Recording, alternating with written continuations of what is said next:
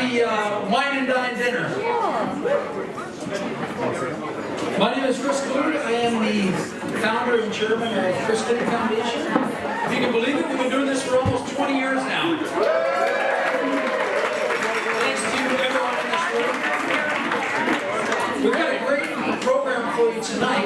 I want to start out with just a few thank yous, and then I'm going to let everybody enjoy their first course. And during the second course, we're going to come up and talk about a few of the things that we're doing with the Chris Kluge Foundation this year. And we have some pretty special guests tonight that we don't want to let them tell their stories for a few minutes. So I want to start by thanking the Hofberger family. I want to say thanks to Jeff, and Jeremy, Russell, and Helen for being our sponsors tonight. The Hofbergers have underwritten the cost for the event tonight, so everybody's ticket purchases and donations go 100% to the cause. So thanks to the Hofbergers. You guys have been our partners since the days of Pacifica, and very grateful. Thank you. Jeff, I'm going to call on you for a toast here in a minute.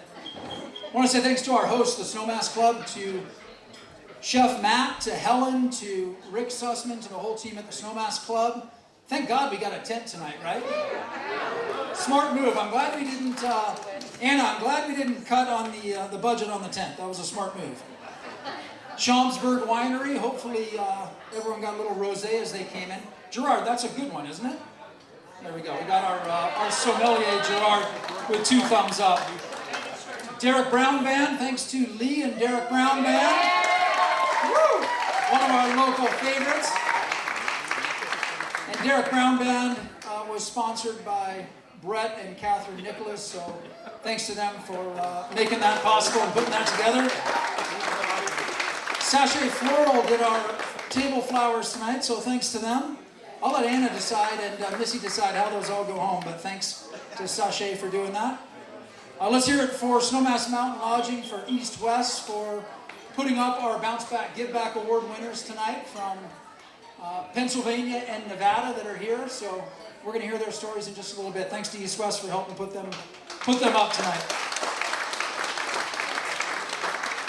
I want to recognize our board. If I can get our board to stand up. Charlie Singer, Warren Klug, Holly Upper, Bob Wade, John Gibbons, Charles Lucarelli, and Eric Sherman. Give these guys a round of applause. It's a 100% volunteer board. And Bob and my dad didn't realize when they signed up for this almost 20 years ago that it's a lifelong commitment. So thanks, Bob. Thanks to our board. You guys are awesome.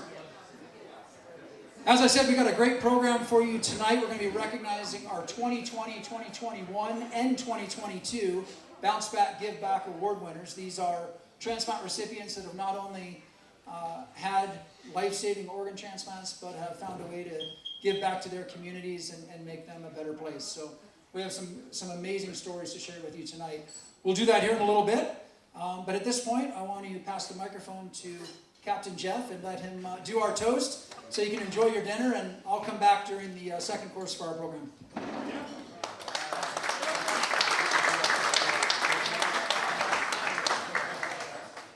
Well, good evening, folks, and thank you everyone for being here.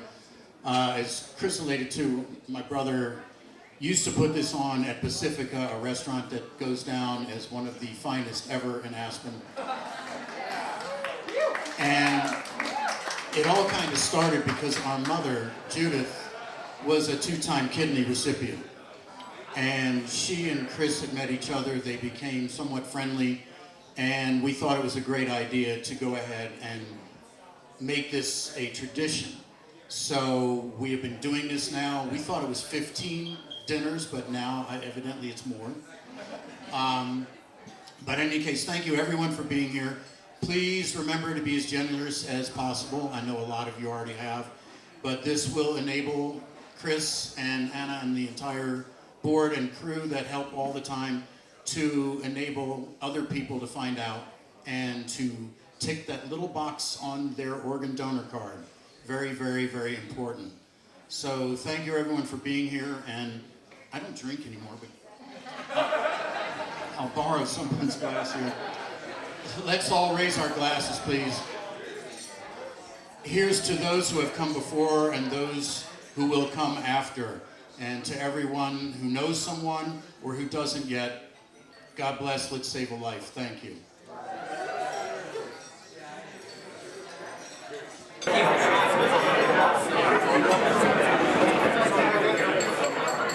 I can get everybody's attention for a few minutes, we're going to talk a few minutes about the foundation and a few of the highlights from this year and what's ahead yet to come.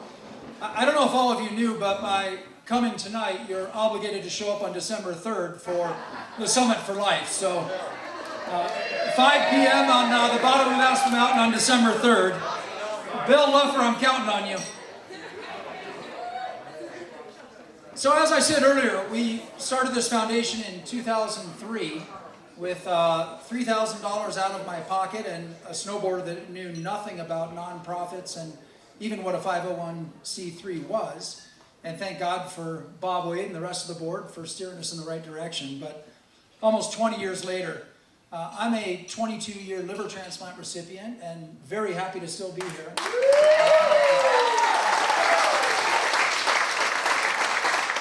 I was on a waiting list for almost 6 years, and when I was on that waiting list, I made a commitment to myself, to my family, to Missy, to just about everybody. I said, hey, if I get through this, we're going to find a way to give back and help the over 100,000 people waiting today for solid organ transplants all across our country.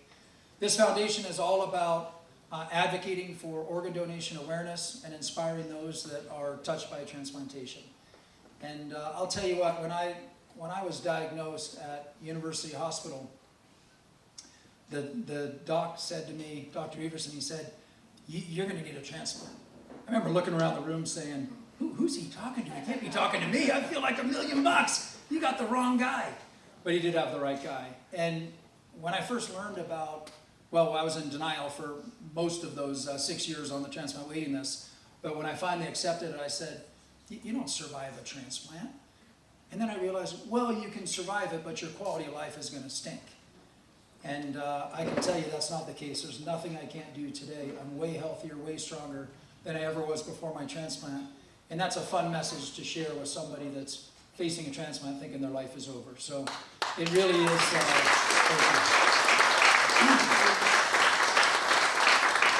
It's a fun message to share that anyone's going through the same thing I did 22 years ago.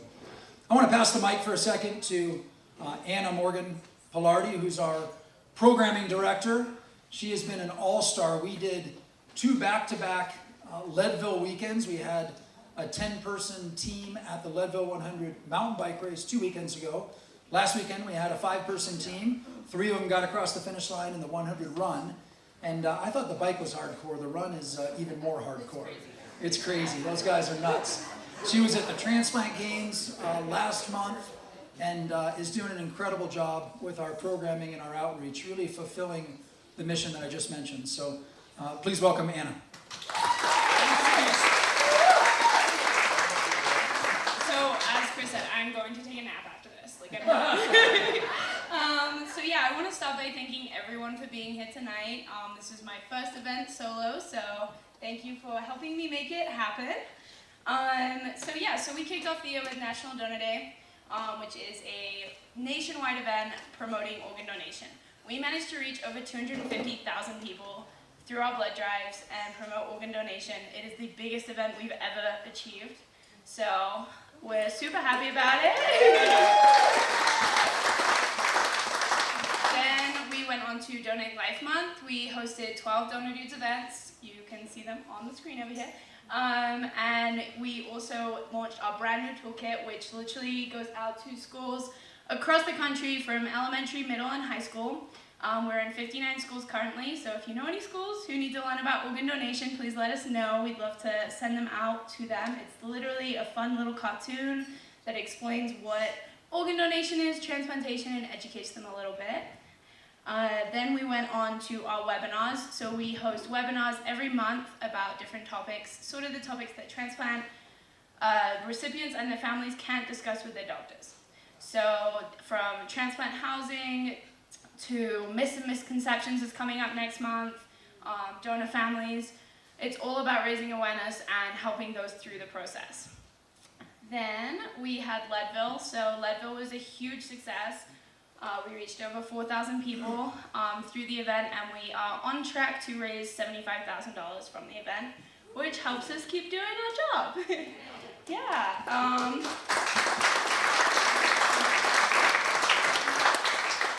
And so now I'm going to tell you all what we have coming up. So CKF Century Challenge is next week.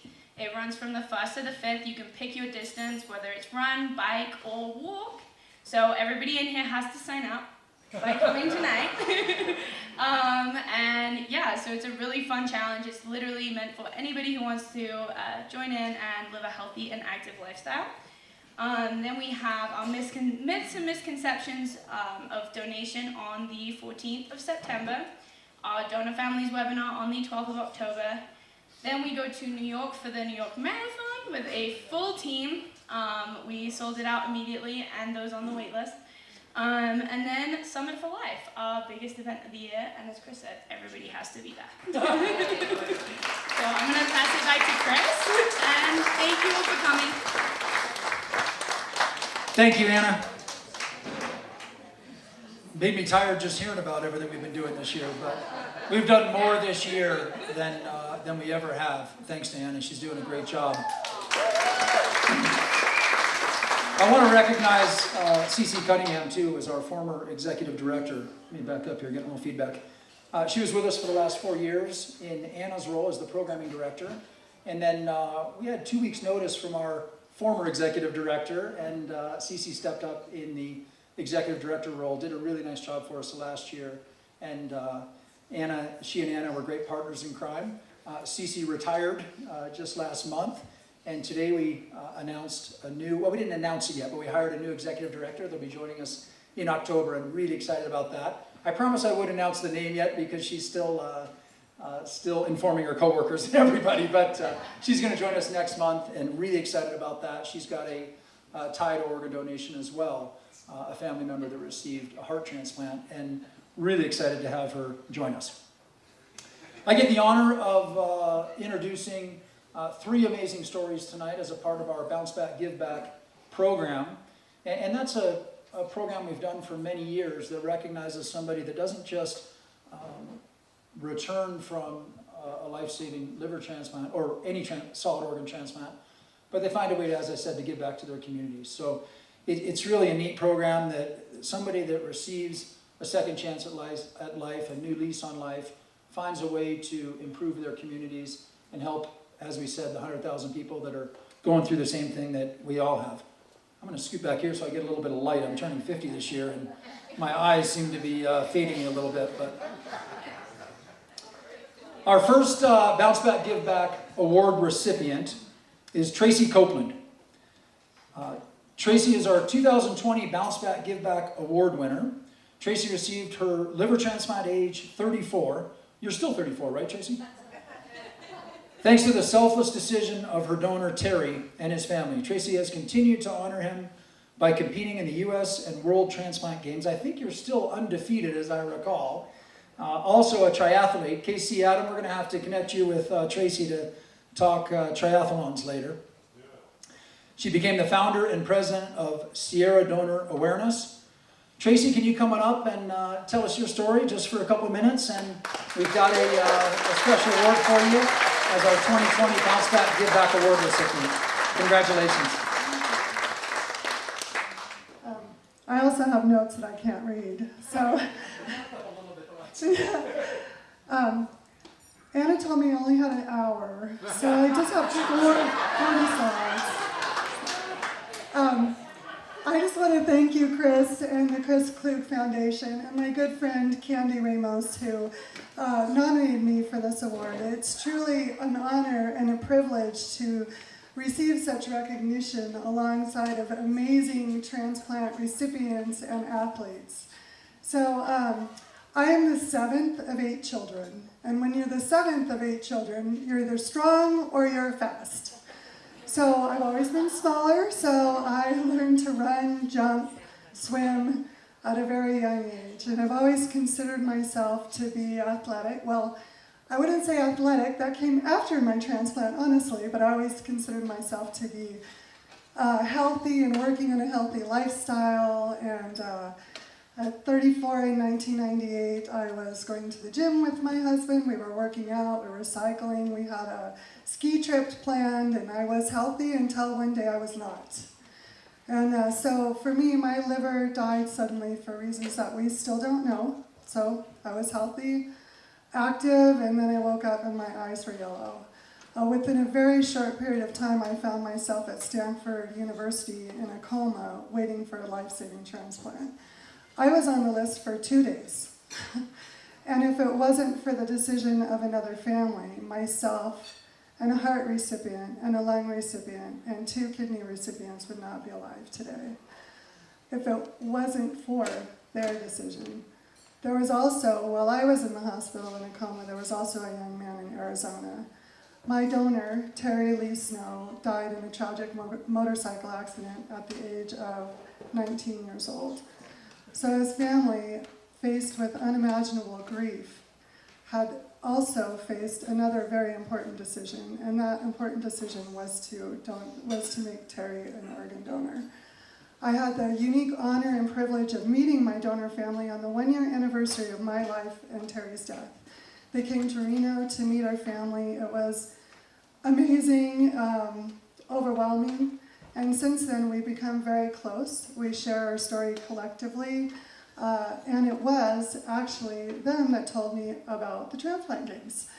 So John and Kathy, my donor's mom, Kathy, was a registered nurse at the time of Terry's death, and she became a renal transplant coordinator as a result of her experience.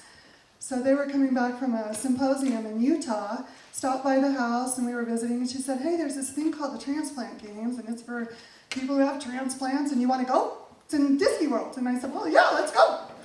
So I was accompanied by my donor family to the first transplant games, and I've since been to 4 U.S. transplant games accompanied by my donor family. I've been blessed to go to 3 world games as well. And to honor my donor, Terry Snow, it's very important for me to show the success as well as raise awareness for organ and tissue donation. So I was able to participate with my donor family coming out and cheering me on in 2013 in Ironman, Arizona. And it was also, I've done 3 Tour of California Alps, so that's also known as the Death Ride. And I did this ride 3 times, and 3 times I said I'm never doing that again. So we'll see. But in 2008, we were raising money for the transplant games, and my team came to me and they said, we need to do a walk. And I said, okay, let's do a walk. So we did the donor walk, the first donor walk. We realized as a result of the donor, I'm trying to speed it up, I'm sorry. No.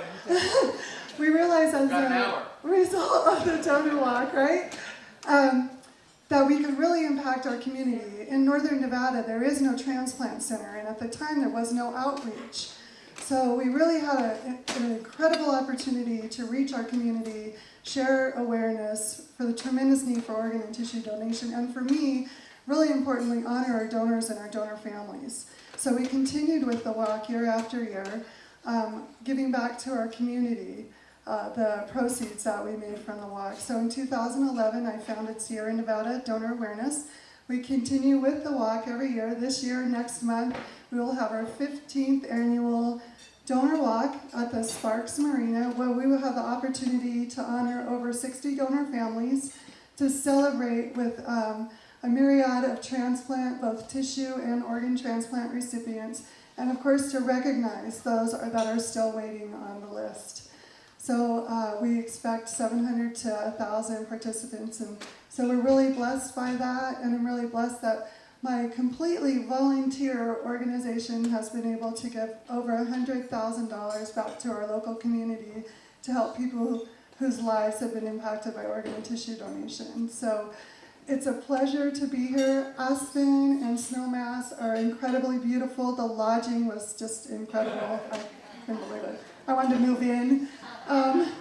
This dinner, this event, I just thank you, Chris. I thank you all for being here. Obviously, this means a lot to all of you. And I thank you for letting me share my story. It was my hour. I think my hour's not up.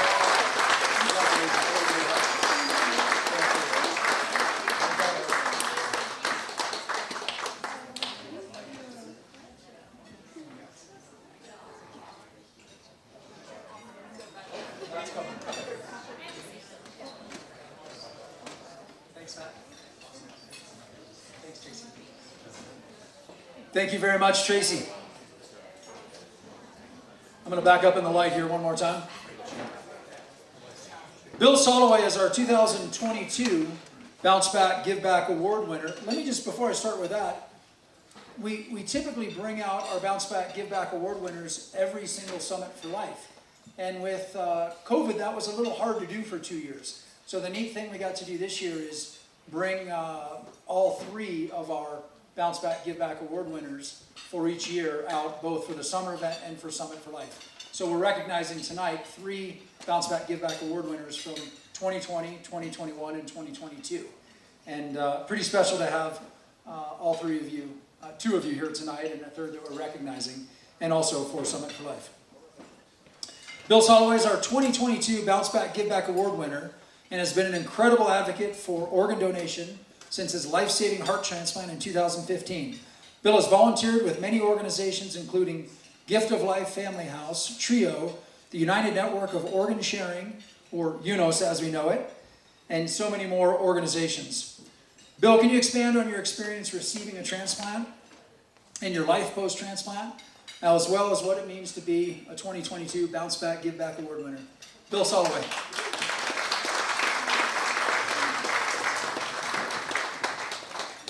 Thanks so much, Chris. Well, good evening, everyone. I also want to say what a beautiful place. I'm here with my fiancée, Kathy, who was my primary caregiver during my transplant journey. And we've been to Colorado, but never to Aspen. And as Tracy said, what a beautiful place, right? Ever since the plane was making all these weird turns and trying to land in this airport, we were like just blown away. And certainly the hospitality, meeting some of you tonight that share the same feelings that we do as recipients on how important this cause really is. A little bit about me. So I am a heart transplant recipient. I celebrated my 7th anniversary this past June. That is kind of a big deal because I really didn't think that I would live till 50. So growing up as a kid in my teens, avid bicycle rider. I biked everywhere. That was my mode of transportation. Even when I got my driver's license, I was real proud to check the box and say I was an organ donor, right? I'm an Eagle Scout. I was involved in scouting, and certainly one of the parts of the Scout oath was to help other people at all times. And I certainly learned that that doesn't mean just when you're living, but you can help people when you're gone and do that last heroic effort as far as being an organ donor and saving up to 8 people's lives if you're healthy, right? And enhancing the lives of 95 people, right? So what a big deal. And I played football in my teen years. I played ultimate frisbee in my 20s. And then in my 30s, I'm coming back from Disney World and I collapse in the Orlando airport. I make it back to Philly and I am diagnosed with a genetic heart defect that my brother Jack died of at the age of 27. So that's cold water to the face, right? And I end up down in Philadelphia at the #1 heart transplant hospital at the time and started my almost 20-year journey to my heart transplant. So I ended up getting a ICD, or an implanted cardioverter defibrillator, also a pacemaker, and I was put on different medications for arrhythmia, and I'm still riding my bike, right? And things are good until they weren't good. And my condition worsened, and I had a condition known as hypertrophic cardiomyopathy. And this is where the heart has enlarged muscle, and it interferes with the electrical system, and you can go into all kinds of arrhythmias. So my arrhythmia that I had in the Orlando airport was VTAC. So you may see commercials for AFib. VTAC is more severe than AFib. In fact, a lot of people don't survive episodes of VTAC. That's the bottom part of the heart. It just starts racing, and your blood doesn't pick up oxygen in the lungs because it's going so fast. and that caused me to pass out. So my condition then worsened. I was going into AFib then, and I had over 30 cardioversions.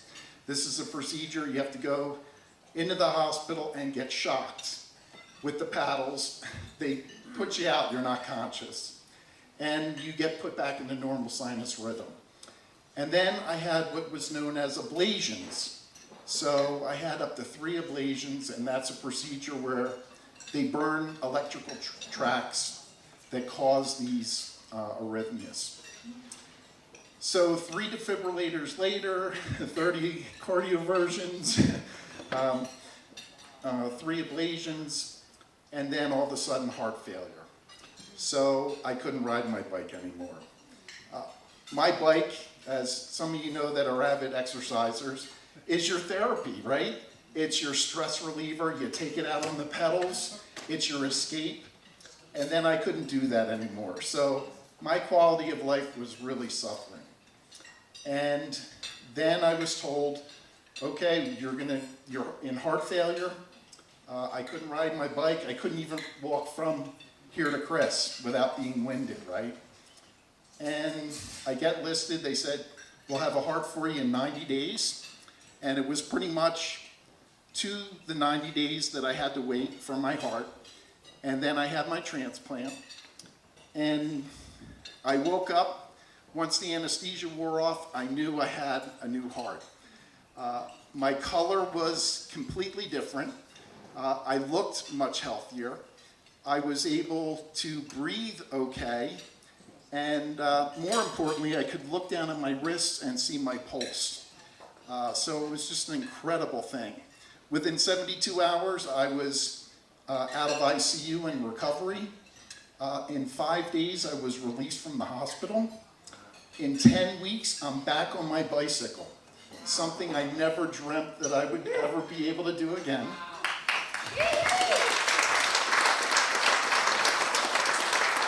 So I was a guy that would do 100-mile bike rides, raising money for MS or cancer or diabetes. And now I'm back to riding my bike and having this quality of life. In fact, a year later, I was able to do my first century ride, and I rode with the team of hospital workers at Penn Medicine in Philadelphia that were responsible for my transplant. And Kathy joined me. She's an avid cyclist as well. So we did that 100 miles. And if you do go on the website and check out some of the pictures, one of the things that I always wanted to do was ride one of those high wheel bikes. You've probably seen it. It has a large wheel in the front, a small wheel in the back. Check out the website. But I had a new lease on life. I could bike again, and I said, I'm going to do that. And of course, I got one of those bikes. And just last month, I rode my 3rd century ride on the high wheel bike. So, yeah, that's quite an accomplishment. These bikes don't have any brakes. They don't have any coasting. They have no gears and no chain. So, again, check out the pictures.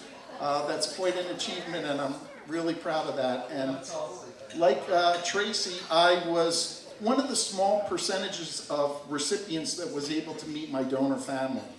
And just what an amazing experience. And I found out different things from my donor, that he also liked riding a bike.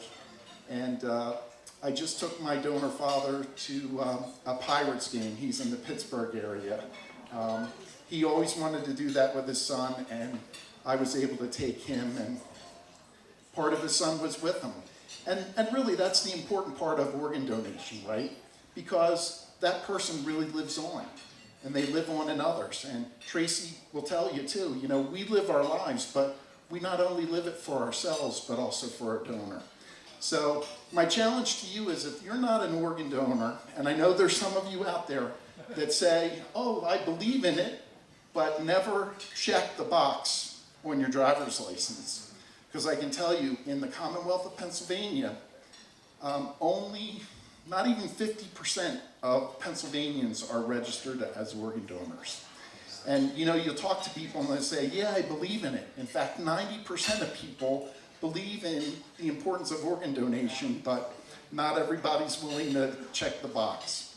Now, in Colorado, 67% of you are registered organ donors. So that's better than Pennsylvania, but still it's not good enough.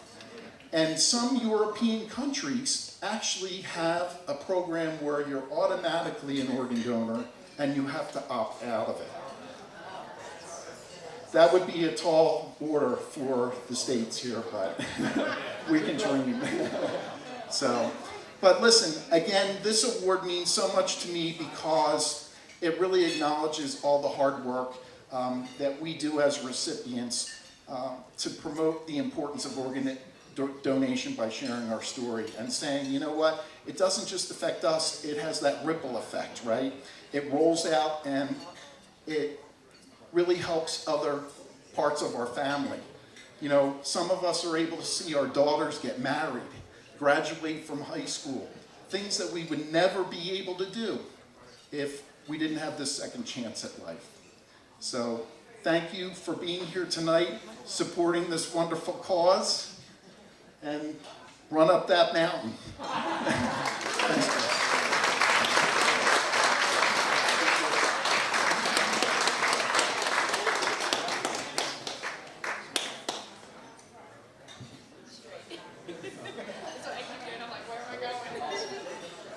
Thank you, Bill. Congratulations.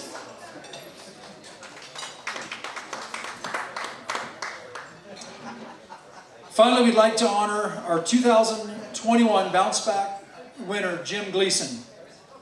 Jim received his heart transplant in 1994 after being diagnosed with the virus in 1992, Jim is now 28 years post-transplant and is a wonderful light within the transplant community.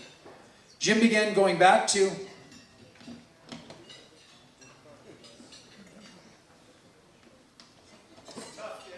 It is, no kidding. I need your readers. Jim began going back to the transplant community immediately by visiting patients in his 5 local transplant centers, as well as running his local Second Heart Transplant Group. Jim has continued to support those in the transplant community by becoming co-founder of the Philadelphia chapter of TRIO, being a vital member of the UNOS board, and writing 2 books about his journey. Jim is an incredible speaker and advocate for the transplant community.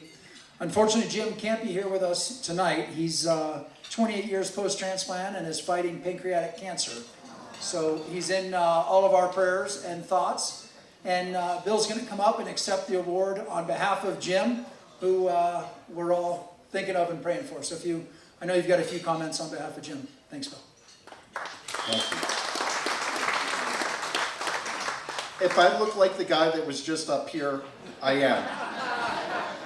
I'm not Jim Gleason. But Jim is a very good, close friend of mine. In fact, he's the one that nominated me for this great award. Jim is my mentor. Jim is a 27-year heart transplant recipient. So if you make it past the 25th year, which Tracy's coming up on, she's at 24, you enter what we call the quarter century club. And they really do it up at the transplant games because you get a jersey, it says 25 for 25 years, and then every time you go to the games, then that number increases to how many years out you are. But Jim did want me to share this with all of you and Chris. Jim became a Chris Kluge fan when he read and published a review of his 2004 book, To the Edge and Back, many years ago. How many of you read that book? Okay. Do we have it on sale? That's a great fundraiser. Later, he found Chris in a nearby booth to the TRIO booth, which is Transplant Recipients International Organization that Jim is the national president of, at the Transplant Games. I'm not sure what year that was, but he was giving out copies of Chris's book to new people that registered or signed up to be a TRIO member. And Jim reached out to Chris and Chris graciously autographed the books that he was handing out. So he says that he's humbled today to be honored in receiving this 2021 Bounce Back Award. So many years later, finding myself again connected to this amazing organization about donation advocacy. Chris, you continue to be an inspiration for me and so many others with your lifetime commitment to our mutual cause of saving lives and promoting organ donation and organ transplant. Thank you, Chris. But you may notice there's a certain uneasiness in my voice tonight, and I'm usually not this way. But unfortunately, I have some bad, sad news to report. I got a call from Jim's wife this morning, and Jim passed at 9 o'clock Colorado time, 11 o'clock Eastern time. He lived in Beverly, New Jersey, and he passed with his loving wife Pam next to him, and the pastor of his church, who he was really involved with. And you know, as I mentioned, he was not just a close friend of mine, but just a terrific mentor. So if we could just have a moment of silence tonight for my good friend Jim Gleason.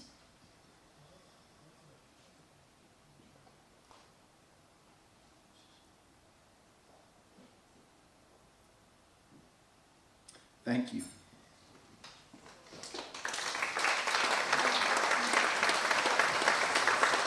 Thank you, Bill, for honoring Jim. Jim is a hero of the transplant community, 28-year transplant recipient, and as you highlighted, Bill, gave so much back to help other people. He epitomizes what the Bounce Back Give Back Award is all about, so thank you for honoring him.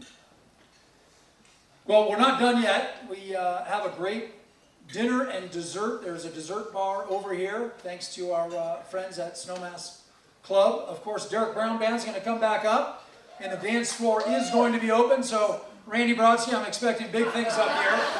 I want to see some of those old school moves.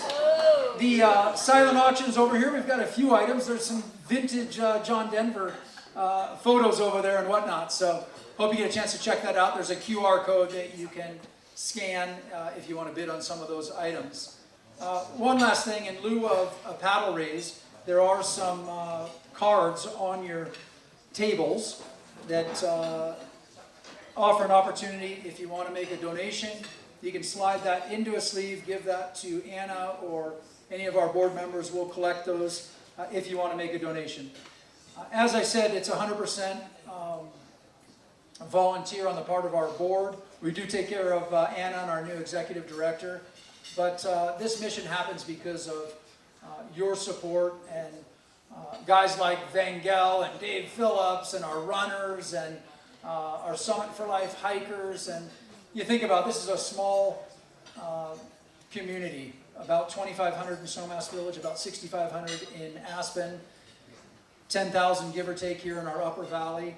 And yet this is a national organization where we do hundreds of events annually and reach thousands of people, as Anna highlighted, in all of our programs. So very grateful to every single one of you for being here tonight and helping us continue this mission and making a difference so everyone that needs a transplant can get one. As we say, eliminate the wait for those in need. So thank you all for being here tonight, for being a part of this and helping support our foundation and continue this mission. Another favorite mantra of ours at CKF is live life, give life. Have a great rest of your night. Enjoy the dessert. And Derek Brown Band, thanks Derek, to you and your band for being a part of this tonight. Thanks everybody, have a great rest of your night.